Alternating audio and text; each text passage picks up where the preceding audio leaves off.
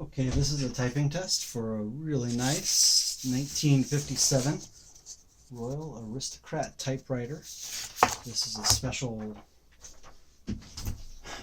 typewriter because really it's French. It's got some special keys. It's got a degree symbol and a section symbol. It's got an umlaut and an accent going in both directions and an upper caret. So 6 special keys on this typewriter.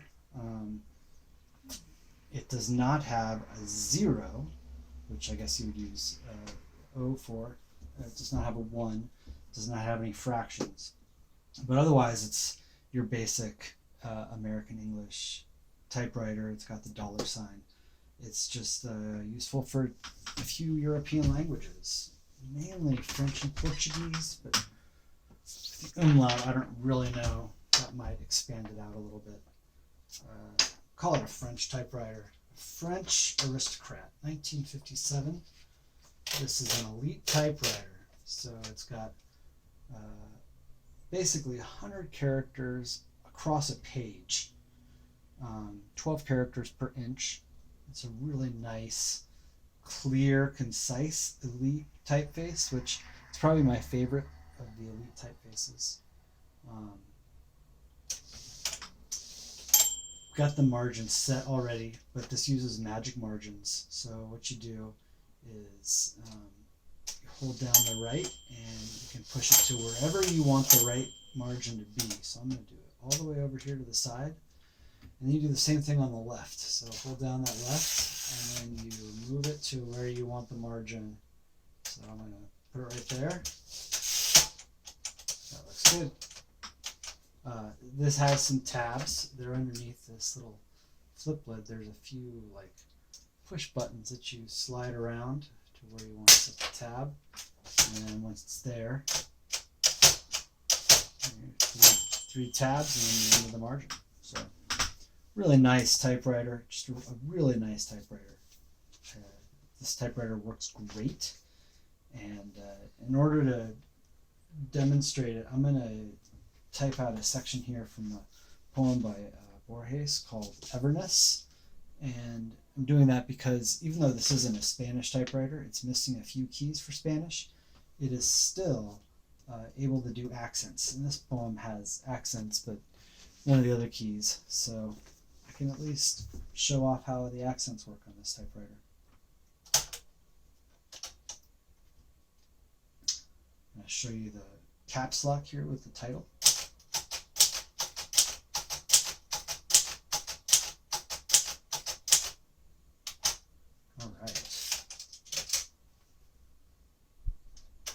Switch over to black for the main part, and this first word has an accent. So what you do is you hit the accent first and then the letter, and then it moves over after you hit the letter, but not when you hit the accent. It just stays in place. So it's really nice and easy.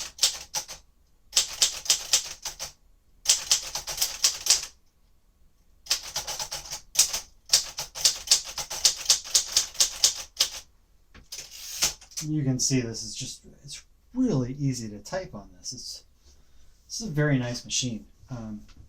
It's just working really great. Honestly, the 50s were like the golden age of typewriters.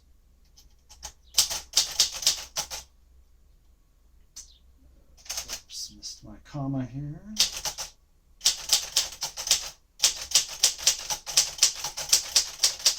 It's a little weird typing these words that I don't know. But bear with me. Maybe we'll do it pretty quickly, even though I don't know the words. If it was English, I could go much faster. But still, you can see how easy and quick the whole thing works.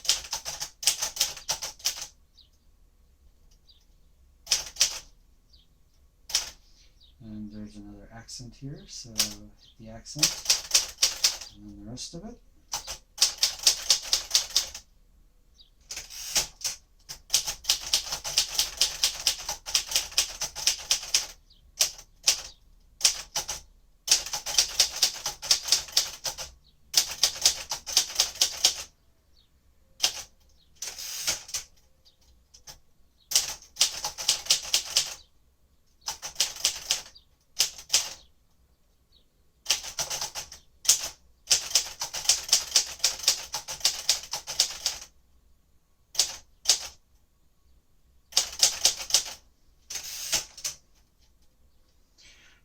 My mind wants to type different letters.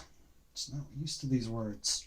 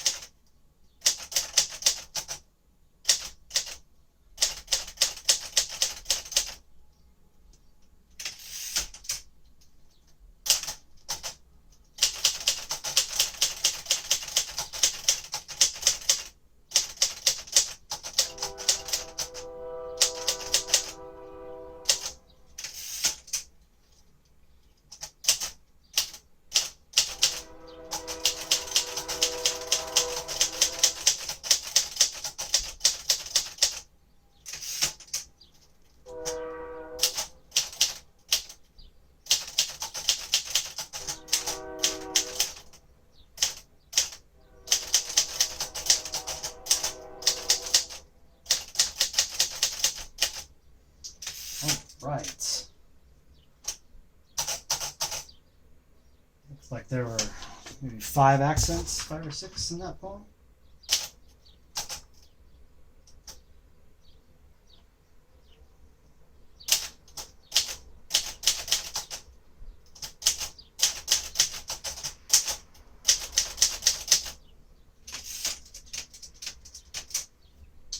And now we'll do the character test. So I do this so you can see that all the keys are working and that the vertical alignment is right. So what that means is the capital letter and the lowercase letter should be on the same line. And a lot of times that needs to be adjusted in typewriters, older ones. We always adjust that with every typewriter we service.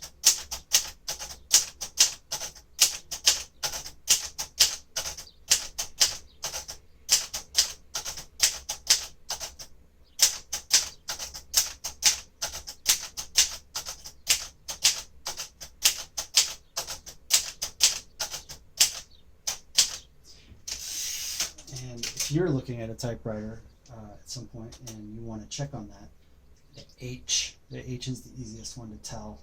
I usually do the H, the L's, and the K's. Those are really easy to see the lines on. Alright, so there's only a few numbers, so I'll show you those.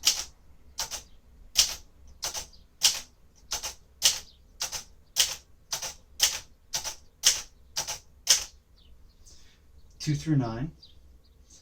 And then the rest are characters, so double quotes, number sign, dollar sign, percent, underline, ampersand, apostrophe,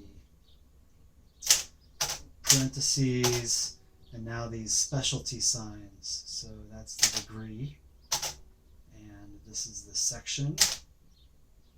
I did that wrong. There's the section, and accent, and other accent, and umlaut, and caret, and then